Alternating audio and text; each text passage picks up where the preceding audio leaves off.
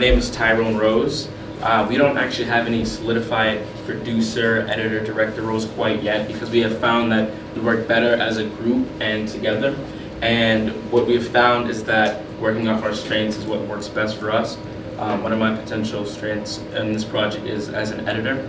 On this project we'll be focusing on obedience to authority, and the byline is the Milgram Experiment because that is what we'll be focusing primarily on. And the working title as of right now is Obey. We'll start out with a trailer.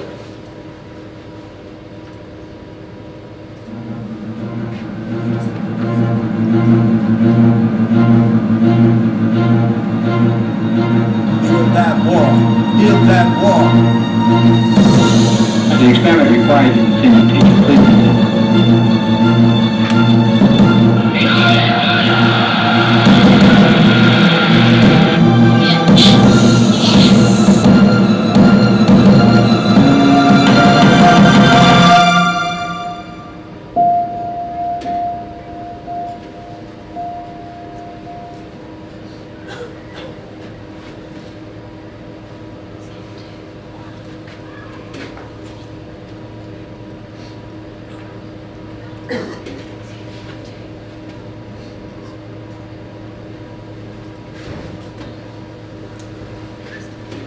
So our documentary, as Tyrone's just said, is focusing on a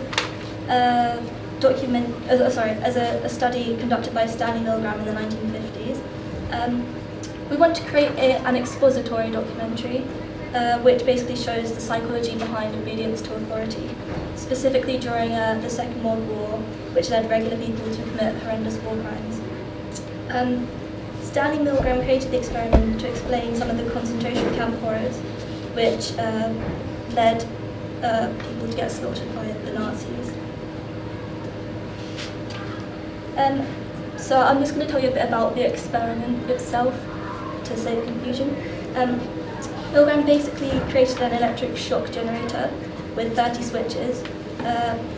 Each switch was marked in 15-volt increments, ranging from 15 to 450 volts, 15 being very mild and 450 which may cause severe damage and possibly even death to humans. He also put labels indicating the shock level such as moderate, strong, danger, severe shock, and the last few volts were marked XXX.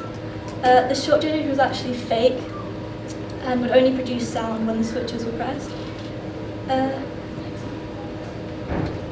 So basically, the subject met an experimenter leading the experiment, and another person told to be the subject.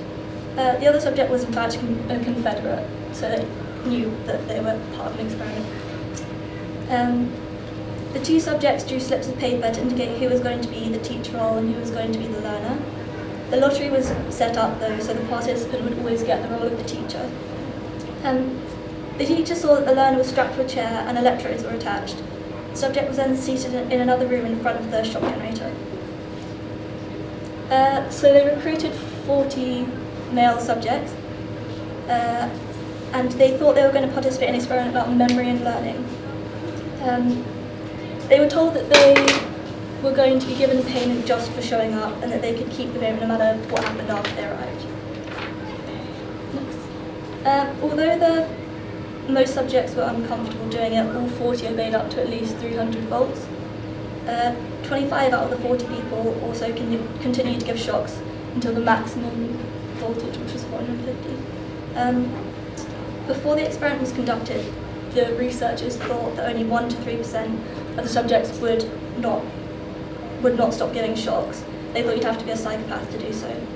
Still, 65% never stopped giving shocks. None stopped when the learner said he had heart trouble. We now believe this is to do with our most innate behaviour, that we should do as told, especially from people with perceived authority.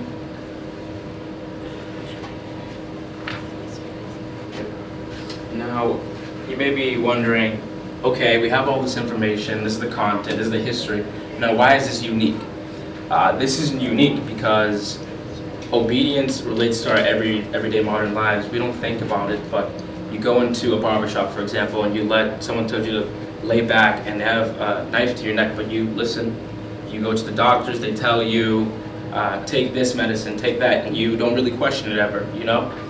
And so we think, unlike a traditional history documentary, this is very unique, where we see the relation that obedience and authority to obedience has on a historical aspect, as well as a modern day, how it affects us in the modern day, which is a very different approach towards a historical document, and it ties everything back together.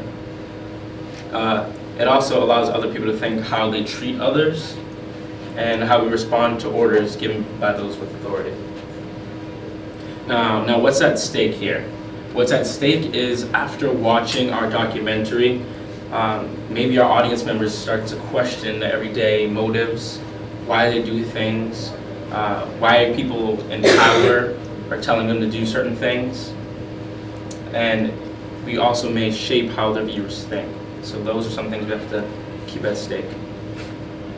The characters of this documentary will be interviewing a psychologist, and we want to use a psychologist to further explain the experiment and perhaps use a metaphor or to simplify it in more common terms.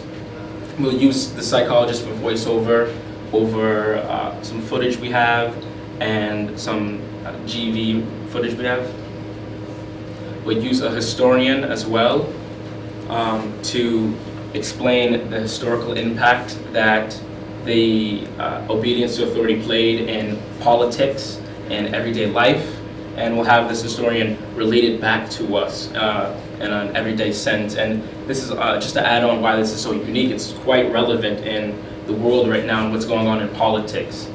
We see, you know, a lot of people who are becoming extremists on both sides, and the historian could also help us realize why are people thinking this way and why their beliefs are, why we often question why someone is doing something, but you know, not all the time it's up to them. So that's another thing we want to really show in the documentary. We'll be using archive footage. There's actual footage of Milgram's experiment taking place. Originally we were thinking of recreating this experiment, but then we thought, why recreate the experiment when you have the actual footage right there? That's very interesting to see how the experiments took place. We'll use this archive footage along with voiceover to further explain the story. Our audience is young adults and older, and we want it to be an older audience because we believe it's a very serious topic. And people are interested in why we do things, and we live our everyday lives and we don't think about why we're doing something, but until someone actually brings it up, then you go, oh wow, I never thought about that. And that's really what we want to do with this documentary. Okay. So, the way we'll be approaching the documentary, we're going to be starting by using archive footage to captivate you, like as we had in the trailer that Tyrone created. That's amazing.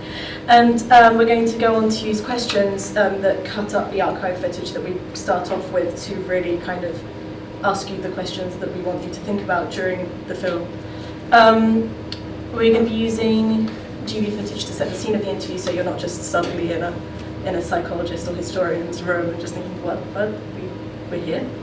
We're going to be using the interview, which we're going to cut with visual representation of the experiment itself. The interview with the historian will be cut with archive footage of people and how they reacted to certain historical events. And again, at the end, more archive footage that kind of leads us to an answer, and then fade to credits. Yeah. So we have potential issues with the filming because we might be filming in a fairly small room if we manage to get the room in the psychology department. We really, really want. But if we can't get it, then we'll obviously be able to adapt our filming equipment to a bigger room, which would be nice. But we haven't yet secured an interview, but actually very, very recently I managed to get my hands on somebody who had access to somebody who is currently a historian but has a background in clinical psychology, which is amazing, and I'm really, really hoping we manage to get to interview her. But it's still uncertain. Yeah, we're going to avoid copyright infringement and stuff, just so as we can keep this as a small trailer. Preventative measures, yes, just in case things go wrong. We're going to be recording from multiple microphones, just in case one of the microphones like stops working or we run out of time on it, which hopefully shouldn't happen, but just in case. During the editing process, we'll be backing up fairly regularly, definitely after every editing session, probably halfway through as well. And then we'll be recording wild tracks so that during the editing process it makes it easier and we have stuff that we can fall back on. By us, like, why should we be the ones filming this? Well, Tyrone's nearing the end of his film degree, so he's already gone through all of this and knows how to edit properly, as you saw with that brilliant YouTube video. Well, myself and Lucy, we're both first years, so we kind of come at it from a different angle, fresh perspective and stuff. Myself and Lucy both have backgrounds in psychology. Lucy did her AS levels, I did my first year in psychology at Brooks, and Tyrone is minoring in biology but used to study pre-med. So yeah, we all have an interest in people and in how they are, like, healthy mentally or physical. Okay, so we all come from different cultures, France, USA and the UK, so we're going to be approaching it from like fairly different points of view. Yeah. Project timescale. So we want to get all of the GP footage and interviews done by week 9 so that we can then go on to editing and then submit everything by week 12. Which, yeah. Does anybody have any questions?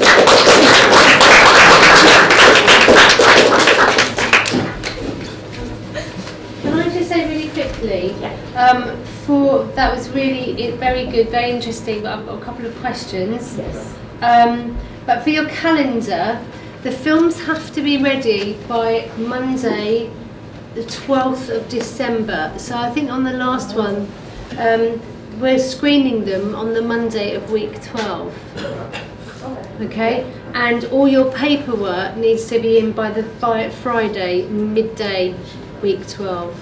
So you're going to present your film and show your film on the Monday, but all the production book and everything doesn't need to be in. Just because I've seen a sort of varied things that things are going to be ready, and one of them looked like it was after the end of week 12. So make sure. There's 2 dates on the Google, that's why. There's 2 dates. Where are the 2 dates? Right, I will make sure, but can you just, all of you note that it's always on the last screens on Monday, week 12, in the normal time we be coming to class. So then our timescale changes to being trying to finish everything before the end of week 11. Yes, exactly. Well done. Nick, go ahead. It's well presented, the slides are good, the trail was nicely cut. I'm not quite sure what I was meant to make of it, but I kind of enjoyed watching it, it was entertaining. Have you seen films by Adam Curtis? Adam Curtis. Adam Curtis. Okay, so look at BBC iPlayer. There's one at the moment on iPlayer called Hypernormalization. And there's another one, I think, called Bitter Lake. So he's a filmmaker who makes almost everything out of archive, out of intercut archive, to expound a larger theme, which is exactly what you're doing here. I'd strongly recommend you have a look at it. What was his name? Adam Curtis, Curtis. And I think the first one he did, the Century of the Self, explains a lot of the things we're trying to explain here. And the It's cutting very good. style which you're looking at is not dissimilar, so you might enjoy it. Okay. I don't know, and I'd be interested what else in the Natty's thing is. I think I said the same thing last time. I couldn't work out why you're revisiting a fairly well-known experiment, and last time we were unclear about whether it was a reenactment of it. I think what we're saying is something like a history thing, where you say, how long ago was it? 60 years ago? Is there an anniversary coming up? 76 years ago. 76, anniversary. Okay, so 76 years ago, one of the most controversial social experiments ever took place.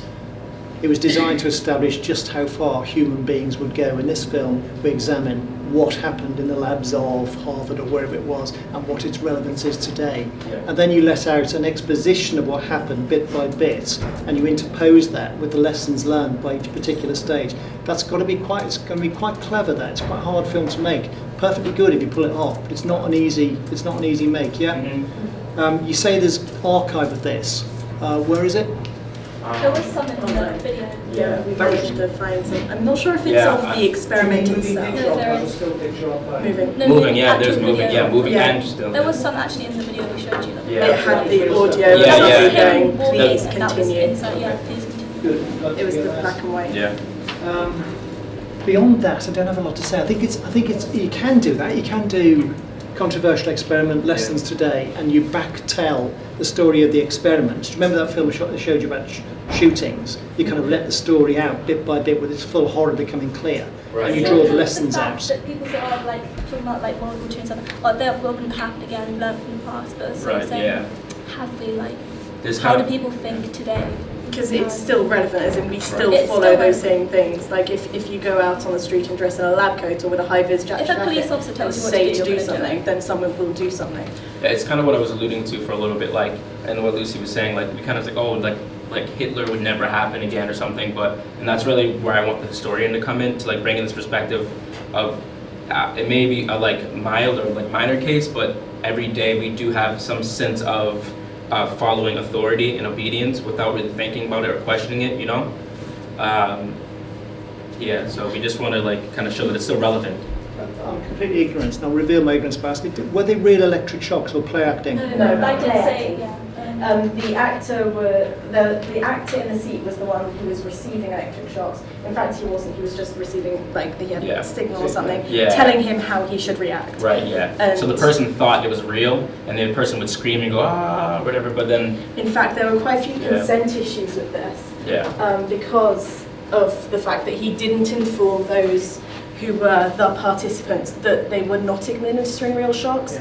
So there were definitely issues with this, as a couple of others went on to completely just critique the experiment because he didn't tell people that they weren't real.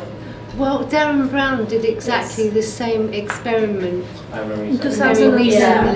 recently with pushing somebody off the top of a building. Okay. And have you seen that? No. It's exactly this experiment.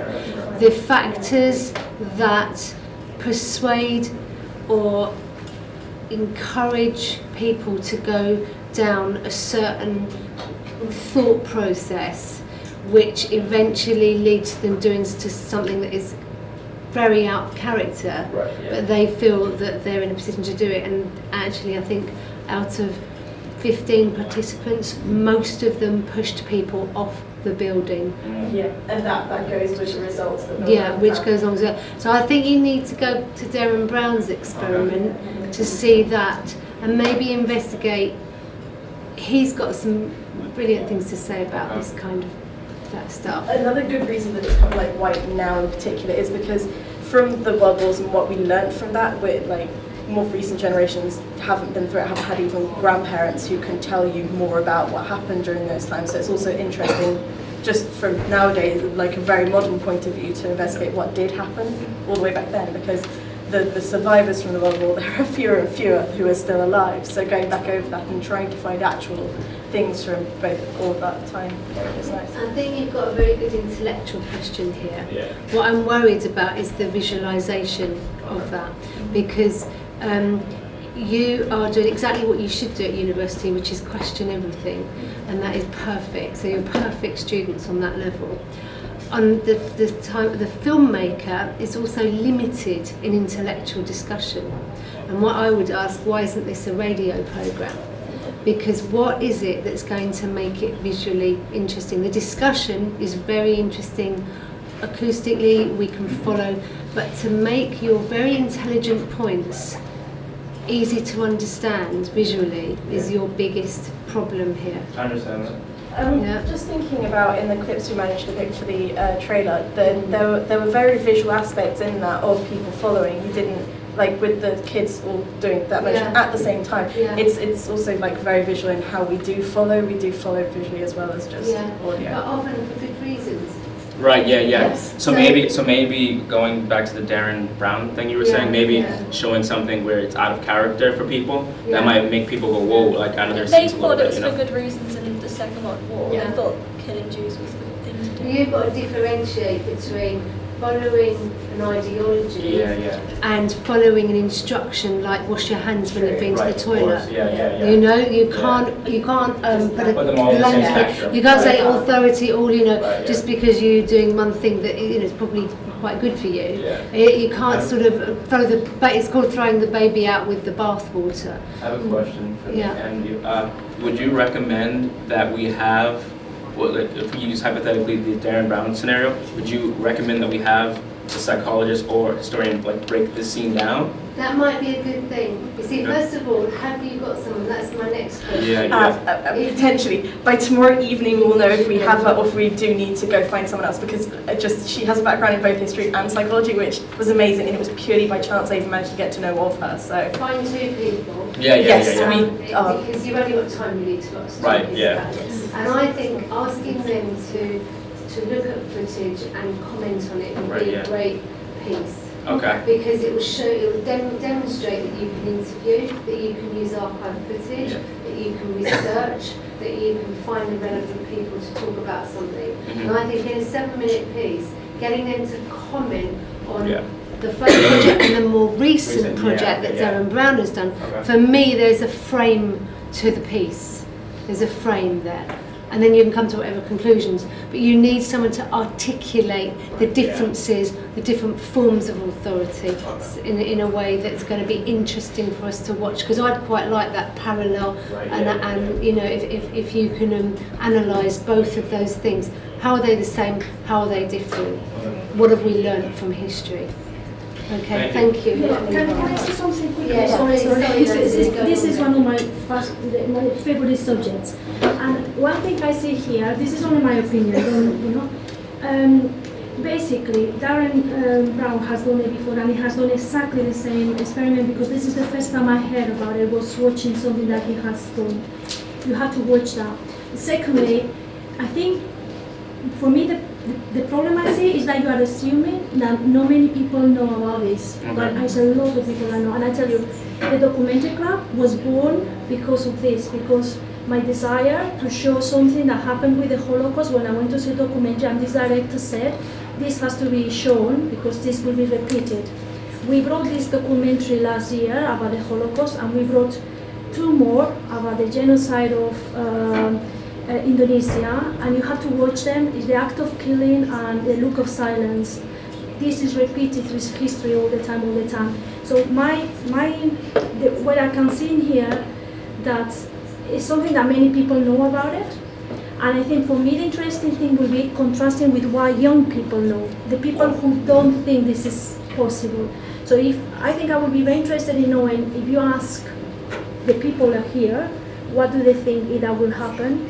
And what the answer will be, and then contrast it with the reality. That's what I was thinking as you were talking. Maybe ask them, like, would you push someone over, or do you think it would be possible? How many people do you think would actually do it? And then because it seems absurd, but you see so many documentaries through history, and it happens all over and over again, and humans around.